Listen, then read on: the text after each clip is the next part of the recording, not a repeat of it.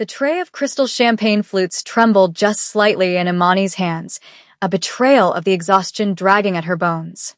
She adjusted her grip, the starched white cuffs of her uniform shirt digging into her wrists, contrasting sharply with the deep crimson of her velvet vest. It was past 11 at the Gold Leaf, the kind of establishment where the lighting was always dim enough to hide secrets and the silence was expensive. Imani kept her head down, her eyes fixed on the path between the marble tables, navigating the space with the practiced invisibility of someone who knew that being seen was dangerous. She had spent the last 20 minutes in the employee bathroom applying a thick layer of concealer around the edge of the bandage on her jaw, praying the adhesive wouldn't peel under the humidity of the kitchen.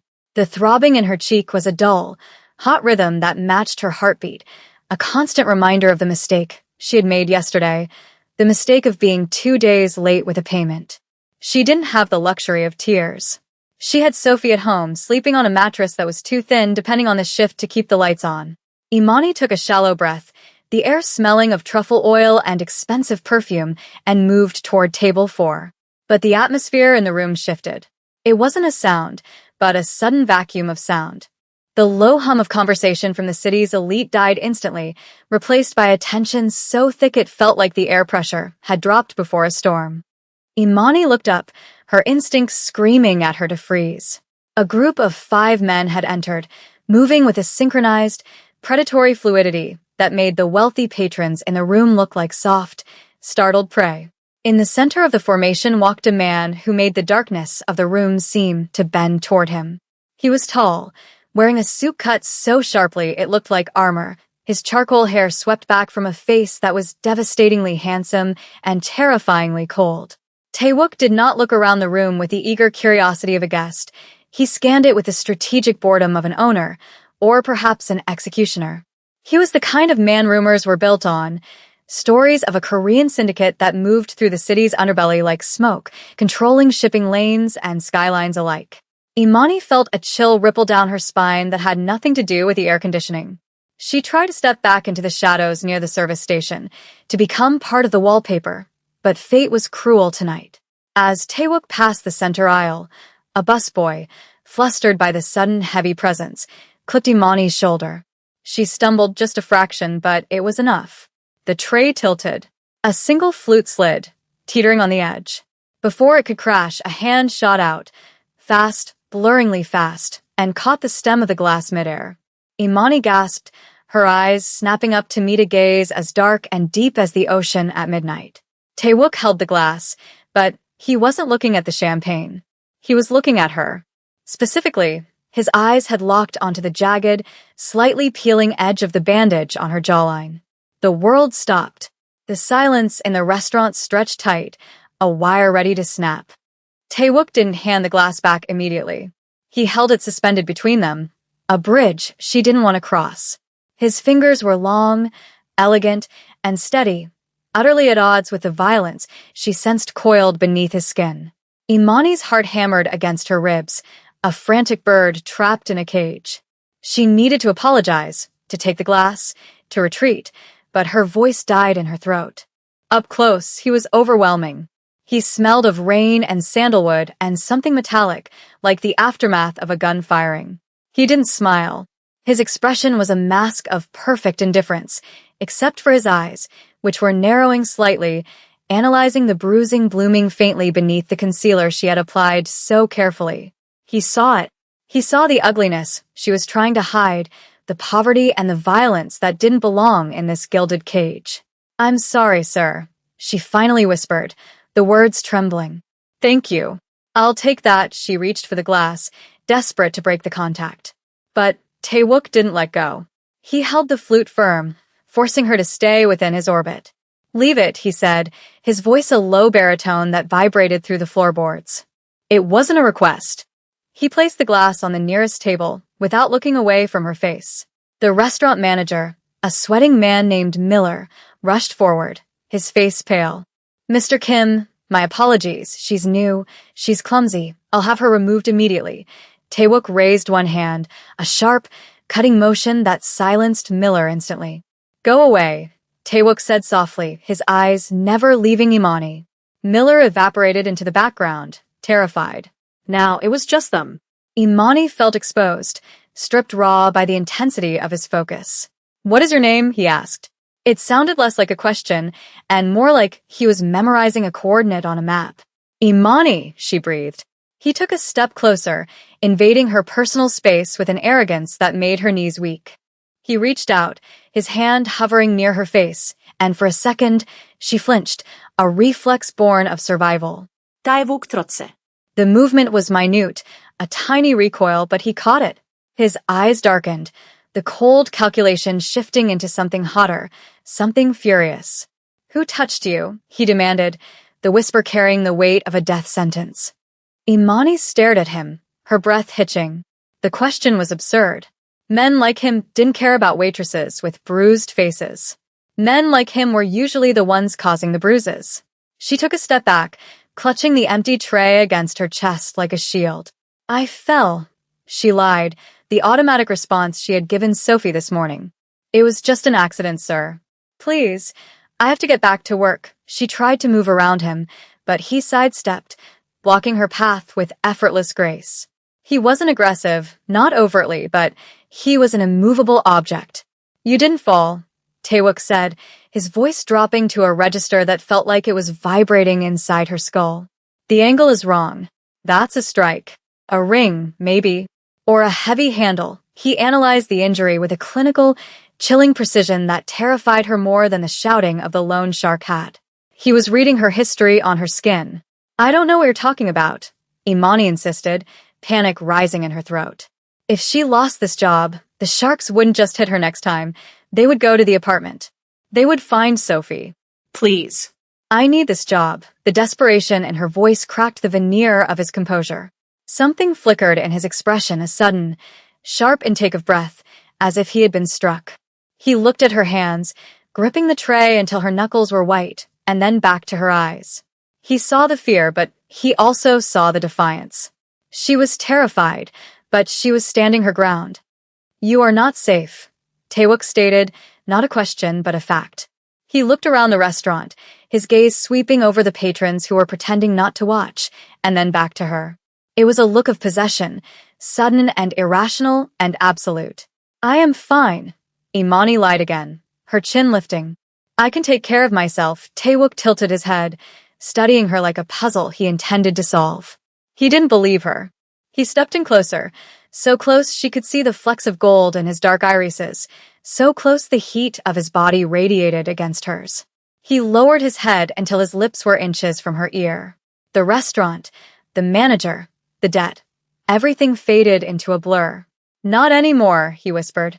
"I'll protect you." The promise hung in the air, heavy and terrifying. It wasn't a comfort. It was a vow that terrified her because she knew, instinctively, that a man like Taewok didn't make idle promises. He pulled back, his face unreadable again, and walked toward the private VIP booth at the back, his entourage flowing around him like a dark tide. Imani stood frozen in the middle of the floor, her heart pounding a frantic rhythm against her ribs, the spot where his breath had touched her ear burning like a brand. The rest of the shift was a blur of adrenaline and dread. Imani tried to stay in the kitchen, busying herself with polishing silverware that was already gleaming, but Miller, the manager, wouldn't allow it. "Table 1 specifically requested you," he hissed, wiping sweat from his forehead with a trembling handkerchief. "Mr. Kim, do not keep him waiting." "Imani, do you know who that is? If he burns this place down, it's on your head." So she walked.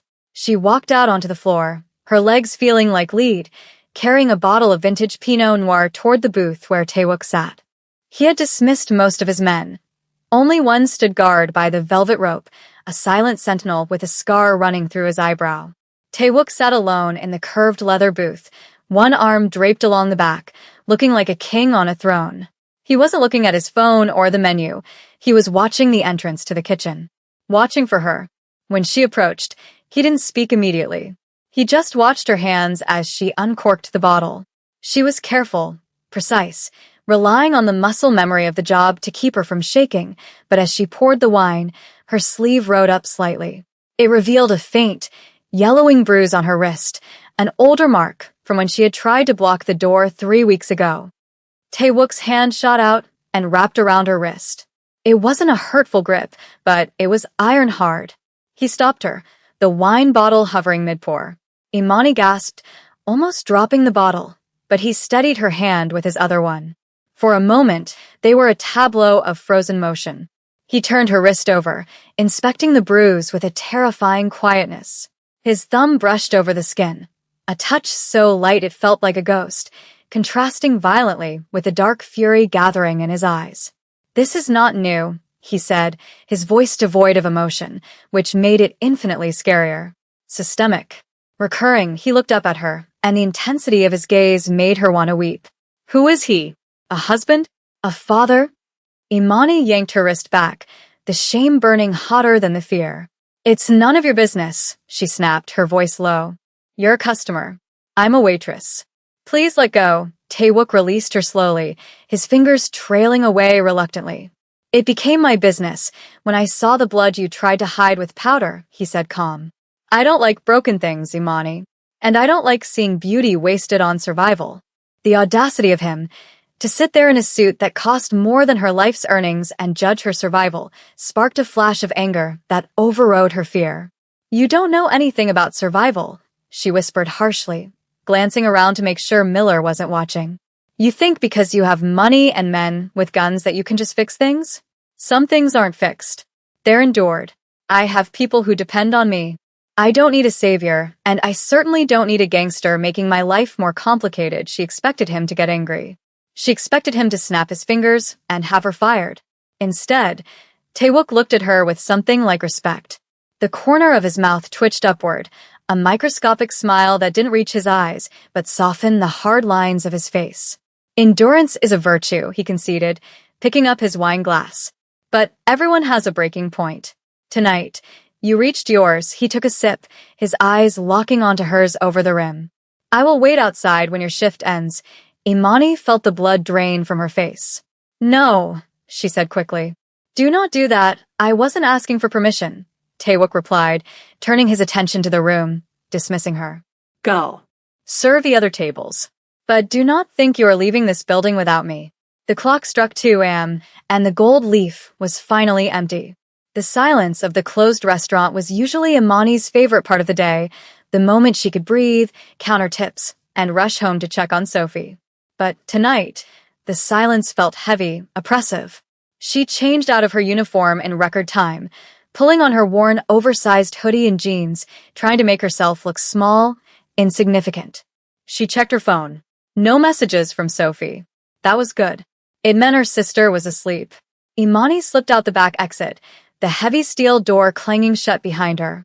The alleyway was narrow, lined with overflowing dumpsters and smelling of stale beer and rain. It was a shortcut to the subway, a path she took every night because it saved 10 minutes. She pulled her hood up, clutching her bag tight to her chest. She took 3 steps before a shadow detached itself from the wall. Her heart stopped. It wasn't Taewook. The figure was shorter, stockier, smelling of cheap cologne and tobacco. It was Vargas. Vargas was the muscle for the loan shark her father had borrowed from before he disappeared. He was a brute of a man, all knuckles and malice. He stepped into the pale yellow light of the street lamp, a cruel grin splitting his face. "Imani, baby," he crooned, blocking her path.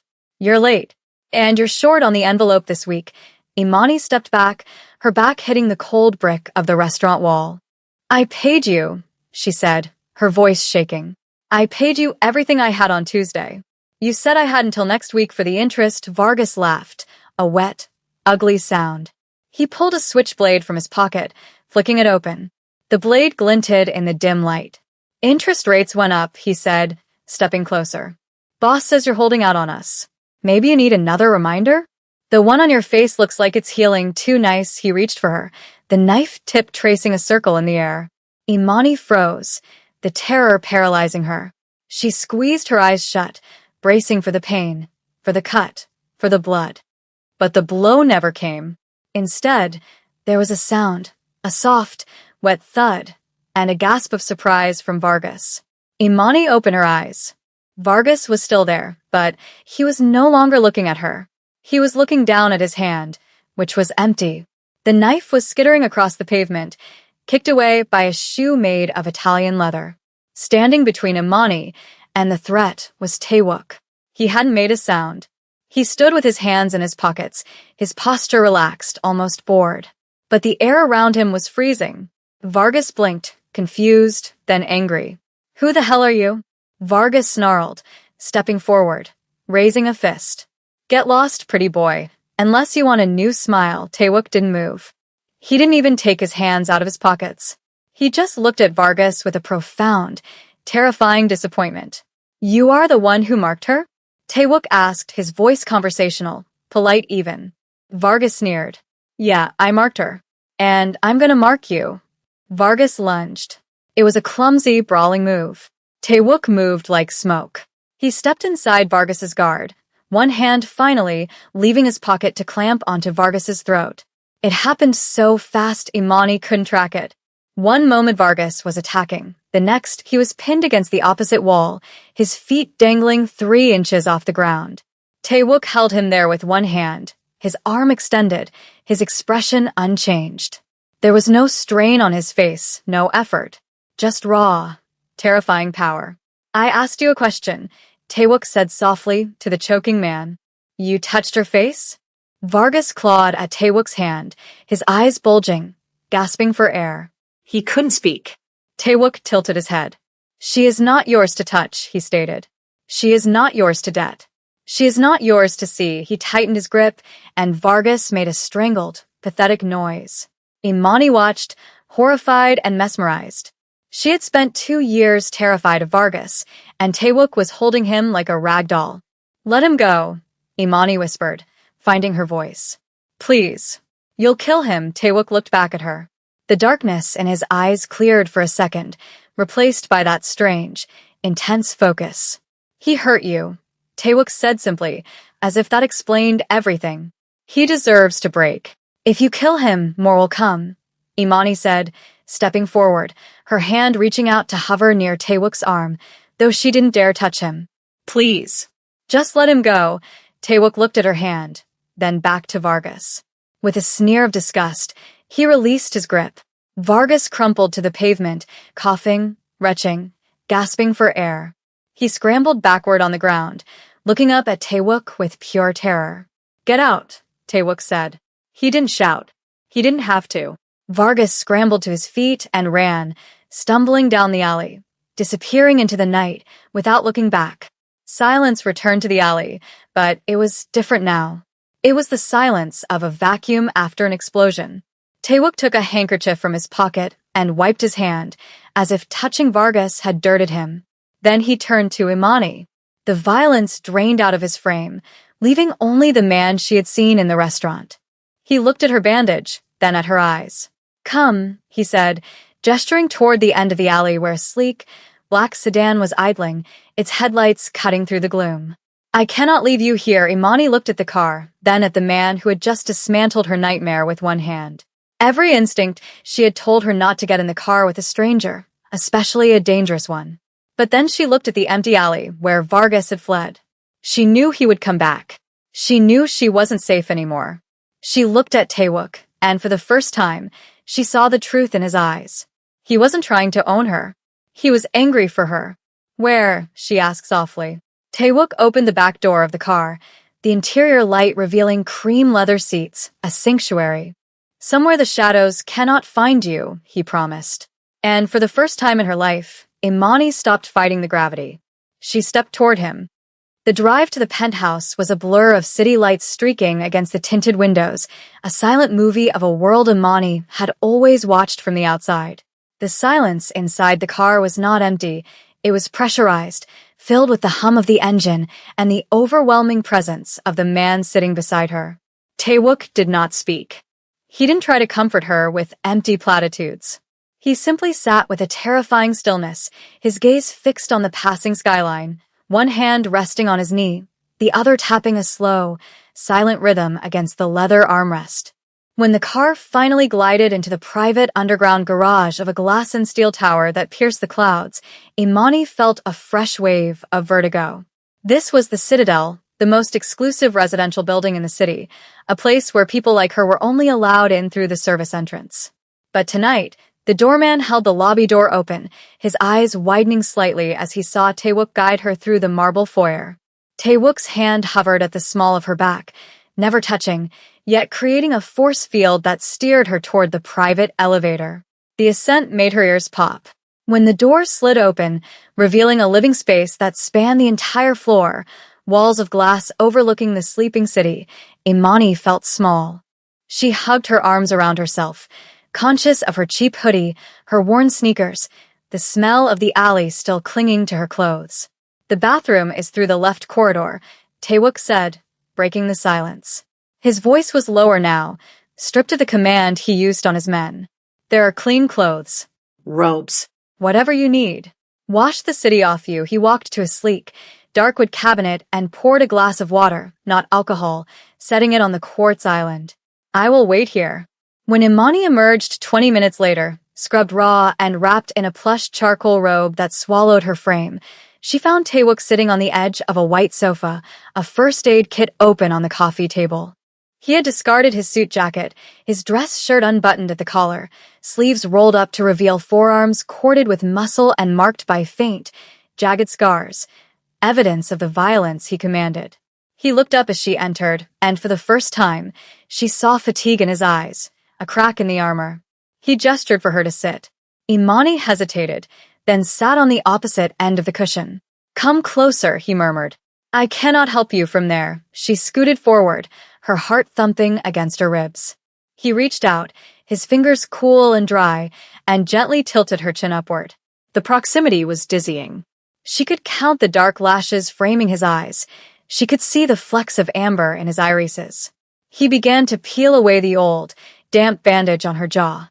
She flinched, a sharp intake of breath hissing through her teeth. Taewook throat instantly. "I know," he whispered, his voice a caress. "I know it hurts, but we must clean it properly. The infection is worse than the pain." He worked with a surgeon's precision, swabbing the angry, purple bruise and the cut Vargas had left days ago. He applied an ointment that stung like ice, then fire, his eyes never leaving the wound. It was the most intimate moment of her life. He wasn't kissing her, he wasn't undressing her, but he was handling her pain with a reverence that made her chest ache. "Why?" she asked, her voice barely audible. "Why are you doing this?" Taewook finished applying a fresh, sterile dressing, his thumb lingering on her cheekbone, just above the tape. He looked into her eyes, and the air between them grew heavy, charged with a magnetic pull. "Because," he said, his voice rough, "when I saw you tonight, I realized I had been walking through this city with my eyes closed. And I do not like being blind." The morning light that flooded the penthouse was ruthless, exposing the stark reality of her situation.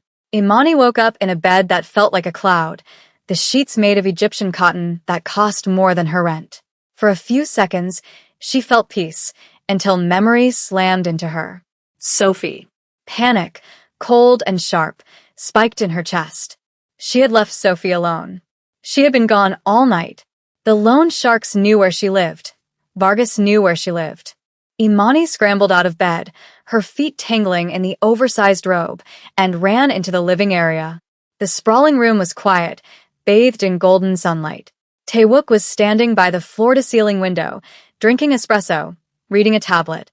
He turned as she burst in, wild-eyed and breathless. "I have to go," she gasped, looking for her shoes. "My sister." Sophie. "She's alone. If they couldn't find me, they'll go to the apartment." "I have to go now." She was frantic, her hands shaking as she patted her pockets for her phone, which was dead. She expected Taewook to argue, to tell her it was too dangerous. Instead, he simply set his cup down on the glass table with a deliberate, calm click. "Sophie is eating pancakes in the kitchen," he said. The words didn't compute. Imani froze, staring at him. "What?" Taewook gestured vaguely toward the hallway behind the kitchen island. "She likes blueberries." My chef was instructed to accommodate. Imani ran to the kitchen. There, sitting at a marble counter that was bigger than their entire apartment, was Sophie. Her 7-year-old sister was wearing a fluffy, oversized t-shirt that clearly belonged to Taewook, swinging her legs, a plate of pancakes in front of her. A stoic man in a suit was standing by the fridge, looking uncomfortable but vigilant. "Imani," Sophie squealed, syrup on her chin. Mr. Tay sent a car. It had a TV in the back. Imani rushed forward, grabbing Sophie and burying her face in the child's hair, checking her for injuries for fear. Sophie smelled of syrup and expensive shampoo. She was safe. Imani turned slowly to face Taewook, who had followed her to the doorway. He was leaning against the frame, arms crossed, watching them with an expression that was unreadable, perhaps slightly guarded. "You kidnapped my sister?" Imani asked, though the anger was rapidly losing the war against gratitude. "I extracted her," Taewook corrected gently. "I sent a team 20 minutes after we arrived here. They secured the building, packed her bag, and brought her. Your door had been kicked in, Imani. If I had waited until morning, she would not be eating pancakes." The reality of his words hit her like a physical blow. They had gone to the apartment. They would have taken Sophie. Imani's legs gave out, and she sank onto one of the bar stools, trembling. Taewook walked over, entering her personal space again. He didn't touch her, but he stood between her and the door, a living barricade. "You have people to protect," he said softly, looking at Sophie, then back to Imani. "So do I. Now you're both under my roof. And in my world, what is mine is untouchable." The word mine hung in the air, possessive and terrifying and thrilling. Imani looked up at him, and for the first time, she didn't see a gangster. She saw a wall she could finally rest against. "Thank you," she whispered. Taewook reached out, tucking a stray curl behind her ear, his fingers lingering on her neck. "Do not thank me yet," he warned darkly. "The storm is still coming."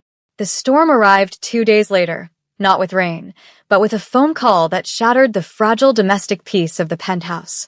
For 48 hours, they had lived in a suspended reality. Taewook had worked from home, turning the dining table into a command center, while Imani watched him. She saw the way he commanded respect with a whisper, the way he navigated millions of dollars and life-or-death decisions while sipping tea. They had eaten dinner together every night, the conversation moving from tentative to fluid. She learned he hated sweets but loved classical music.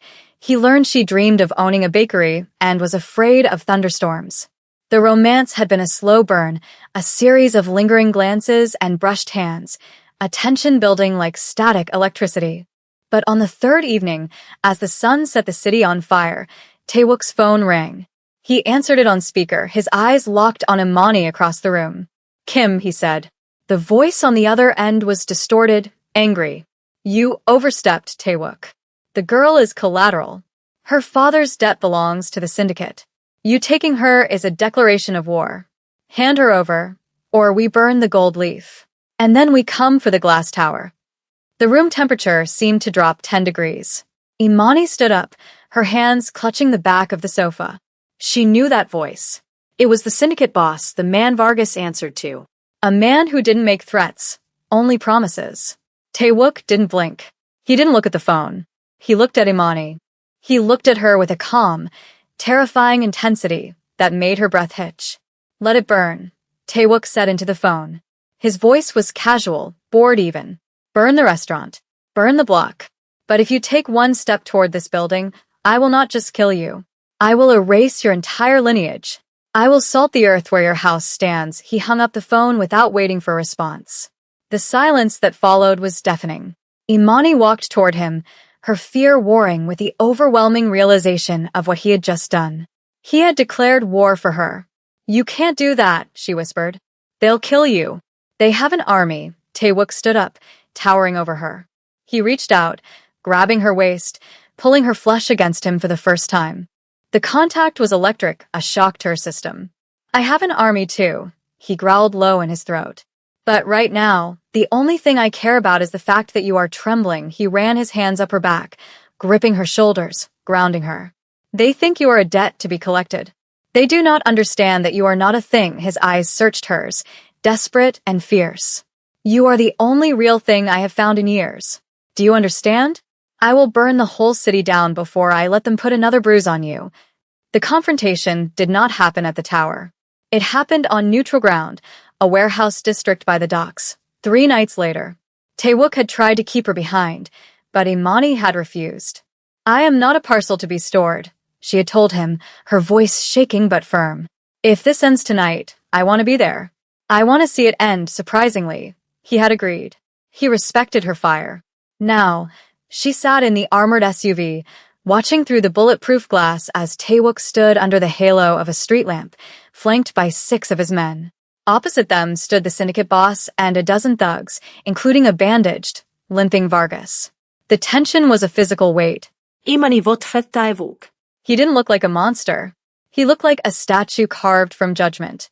The conversation was inaudible from the car, but the body language was clear. The syndicate boss was shouting, gesturing wildly. Taewook was still. Then, Taewook reached into his jacket. The opposing men flinched, hands going to their waistbands. But Taewook didn't pull a gun. He pulled a single, thick envelope. He tossed it onto the wet pavement between them. The boss stared at it, then signaled Vargas to pick it up. Vargas opened it, his eyes widening. He whispered something to his boss. Money. An obscene amount of money.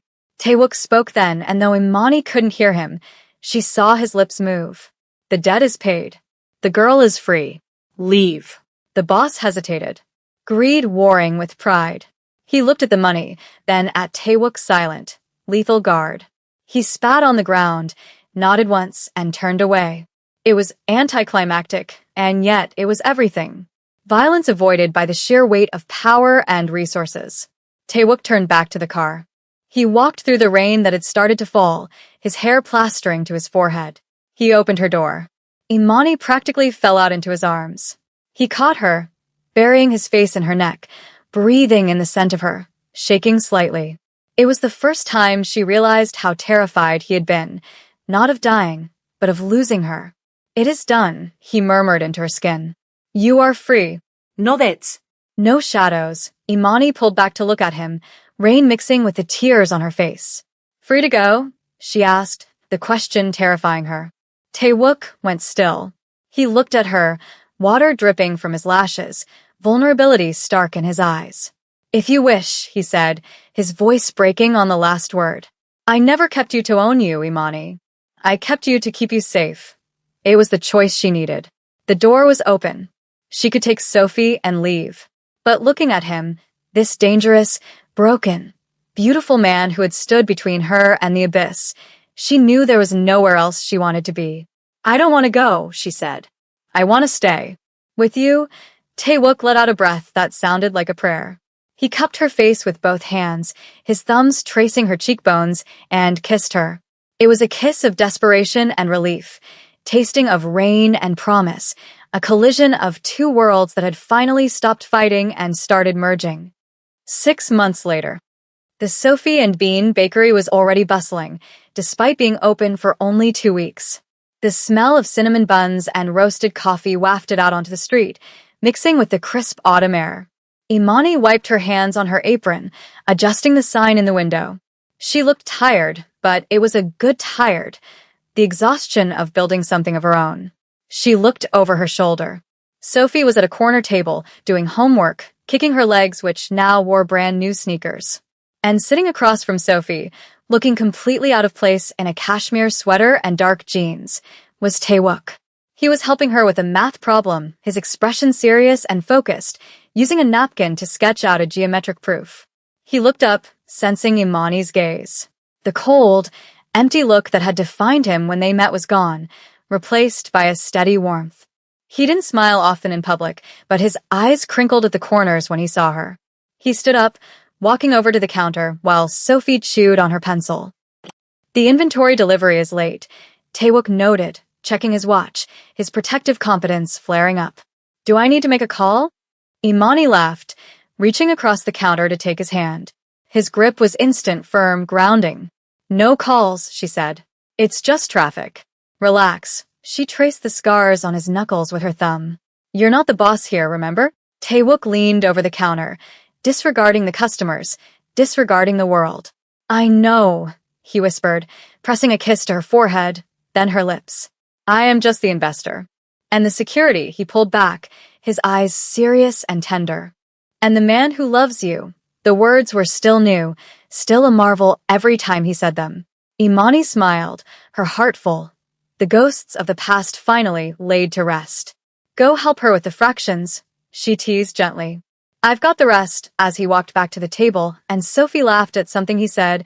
Imani touched the spot on her jaw where the bandage used to be. The skin was smooth. The scar was invisible. She was seen. She was safe. And for the first time in her life, she was home.